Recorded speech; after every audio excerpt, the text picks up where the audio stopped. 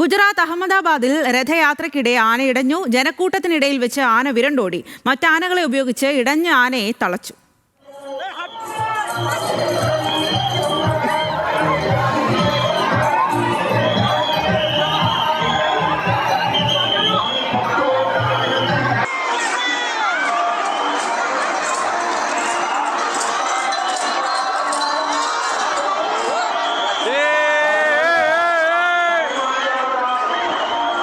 വിവരങ്ങളുമായി ന്യൂസ് ഡെസ്കിൽ നിന്നും ശ്രീജിത്ത് ബാലകൃഷ്ണനാണ് ചേരുന്നത്. ശ്രീജിത്ത്, ഇടഞ്ഞ ആനയെ എങ്ങനെയാണ് തളച്ചത്? അതുപോലെ തന്നെ നിരവധി ആളുകൾ അവിടെ തടിച്ചുകൂടിയിട്ടുണ്ടായിരുന്നു. ആർക്കെങ്കിലും ഏതെങ്കിലും തരത്തിലുള്ള പരിക്കേറ്റിട്ടുണ്ടോ?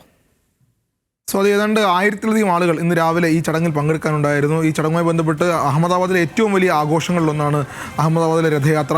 നമുക്കറിയാവുന്ന പോലെ ഒഡീഷയിലേക്കുള്ള രഥയാത്രയ്ക്ക് സമാനമായി വലിയ ആൾക്കൂട്ടം കഴിഞ്ഞ ദിവസങ്ങളിലൊക്കെ അതിന് തുടർച്ചയാണ്. ഇന്ന് രഥയാത്ര ആരംഭിക്കുന്നതിന് മുമ്പാണ് ഈ ആനകൾ, ഏതാണ്ട് 18 ആനകളാണ് ഈ ചടങ്ങിൽ പങ്കെടുക്കുന്നത്. അതിൽ ഏറ്റവും പ്രധാനപ്പെട്ട ആനയാണ് ഇടഞ്ഞിട്ടുള്ളത്.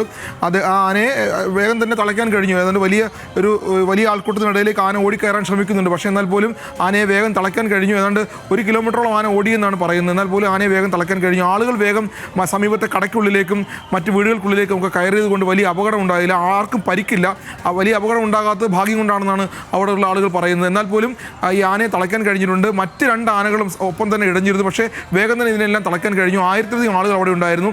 അഹമ്മദാബാദിലെ ഏറ്റവും വലിയ ആഘോഷങ്ങളിലൊന്നാണ്. മാത്രമല്ല കേന്ദ്ര ആഭ്യന്തരമന്ത്രി അമിത്ഷായും കുടുംബവും ഈ പരിപാടിയിൽ ഇന്ന് രാവിലെ പങ്കെടുത്തിരുന്നു. മുഖ്യമന്ത്രി ഭൂപേന്ദ്ര പട്ടേലും അവിടെ എത്തിപ്പോയതാണ്. അതിനുശേഷമാണ് ഈ രഥയാത്ര ആരംഭിക്കാനിരിക്കെയാണ് പെട്ടെന്നാണ് ആനകൾ ഇടയുന്ന സാഹചര്യം ഉണ്ടായത്. വലിയ അപകടമാണ് ഒഴിവായതെന്ന് വേണം കാണാൻ. കാരണം വലിയ സുരക്ഷാ സംവിധാനങ്ങളുണ്ടായിരുന്നു, പോലീസ് ഉണ്ടായിരുന്നു, നാട്ടുകാരുണ്ടായിരുന്നു.